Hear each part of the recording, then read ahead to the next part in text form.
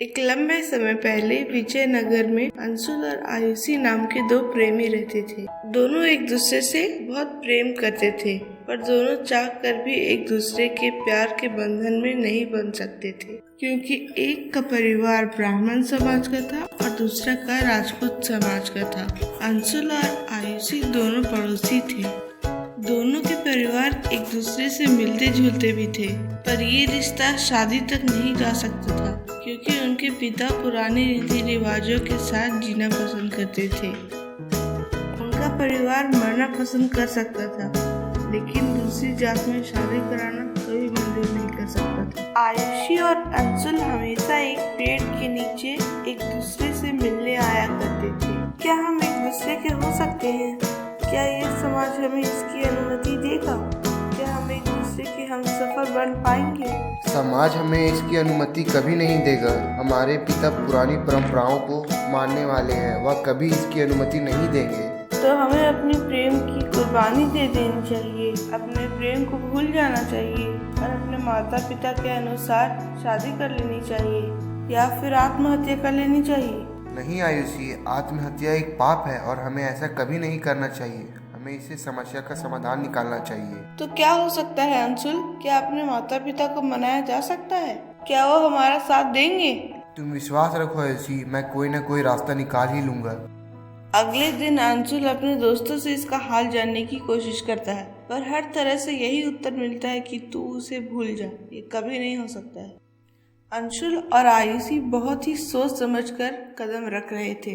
वह दोनों कोई भी ऐसा काम नहीं करना चाहते थे जिससे उनके रिश्ते पर आंच आए। अंशुल की मुलाकात गांव से बाहर आयुषी से होती है। आपने कुछ सोचा हमारे जीवन के बारे में? हाँ, मैंने सोचा है। क्या सोचा है आपने? क्या आप सब ठीक कर देंगे? क्या हम खुशी खुशी साथ रह सकेंगे?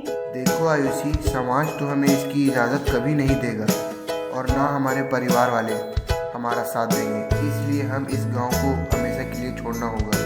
तो तुम यह कहना चाहते हो कि हम भागकर सुखी रह पाएंगे? अब कोई चारा भी नहीं है। अगर तुम्हारा मन में कोई शंका है तो बताओ, मैं ये सुनने के लिए तैयार हूँ। तुमने ये सोच भी कैसे लिया कि मैं तुमको लेकर कोई शंका कर सकती हूँ? मजाक कर रहा था, तुम तो बुरा मान गई। तो आगे की क्या योजना है? कब तक हम ऐसे ही मिलते रहेंगे? कब आप मुझे अपना बनाकर साथ रखेंगे? तुम चिंता मत करो, मैं जल्द ही शहर जा रहा हूँ और सब कुछ ठीक करके तुम्हें अपनी दुनिया में ले जाऊंगा। मैं तुम्हारा इंतजार करूंगी। कुछ दिनों बाद अंशुल अपने माता पिता से आज्ञा लेकर नौकरी की तलाश में शहर की ओर निकल जाता है। वह शहर में पहुंचता है जहां पहले से उसके बुआ का लड़का प्रतीक काम करता था। वह प्रतीक के साथ रहने लगा और उसे विश्वास दिलाया कि जैसे ही उसे नौकरी मिल जाएगी वो दूसरी जगह चला जाएगा। उसे 1 महीने के अंदर जूते की फैक्ट्री में काम मिल गया। काम छोटा ही था, पर जीवन चलाने के लिए काफी था। पहली तनख्वाह मिलते ही अंशुल प्रतीक से अलग होने का विचार कर लेता है और एक रात जब दोनों भाई मिले तो अंशुल प्रतीक से कहता है, प्रतीक, तुम्हारा मेरे ऊपर बहुत एहसान है जिसे मैं कभी नहीं भूल सकता हूँ। इस अनजान शहर में तुमने मेरा साथ दिया, मैं कैसे तुम्हारा कर चुकाऊंगा। भाई कभी भाई पर एहसान करता है क्या? तुम मेरे भाई हो, कोई गैर नहीं समझे। आज के बाद कभी ऐसा बोलना मत, समझे? प्रतीक के बार बार मना करने के बाद भी अंशुल नहीं माना और एक नए बसेरे की तरफ चल दिया। एक बार फिर उसके मन में आयुषी की याद सता रही थी। अब नौकरी भी थी और रहने के लिए मकान भी था। अगर कुछ की कमी थी तो वो उसके सपनों की रानी आयुषी की थी। उधर आयुषी को भी मन नहीं लग रहा था। वह सोच रही थी कि कहीं अंशुल उसे भूल तो नहीं गया शहर जाके। उधर अंशुल का भी यही हाल था। वह सोचता रहता था कि आयुषी कैसी होगी, इसलिए दोनों के मन में डर बैठा हुआ था। दिन रात मेहनत करके अंशुल ने इतना पैसा कमा लिया था कि वह अपने घर चला सकता था। कुछ दिनों की छुट्टी लेकर अंशुल अपने गाँव पहुँचा। जैसे ही आयुषी को पता चला तो वो खुशी से पागल हो गई। वह तुरंत अंशुल के घर पहुंची और खुशी से चिल्लाते हुए बोली, तुम आ गए अंशुल। परिवार होने के कारण वह अंशुल कुछ नहीं बोला। अगले दिन आयुषी और अंशुल उसी जगह मिले जहाँ वे हमेशा मिला करते थे। आयुषी और अंशुल मिलते ही एक दूसरे के गले मिल गए। दोनों के आंखों से साफ पता चल रहा था कि दोनों एक दूसरे को बहुत मिस किए थे। तुम्हें इतने दिनों तक मेरी याद नहीं आई? कभी तुमने यह नहीं सोचा कि तुम्हारे बिना मेरा क्या हुआ होगा? अब कुछ ज्यादा नहीं, कल सुबह हम फिर इस जगह मिलेंगे और इस गांव को अलविदा कर देंगे। दोनों अपने घर पहुंचते हैं। आयुषी अपनी माँ से कहती है, माँ आज पता नहीं क्यों मुझे रोना आ रहा है।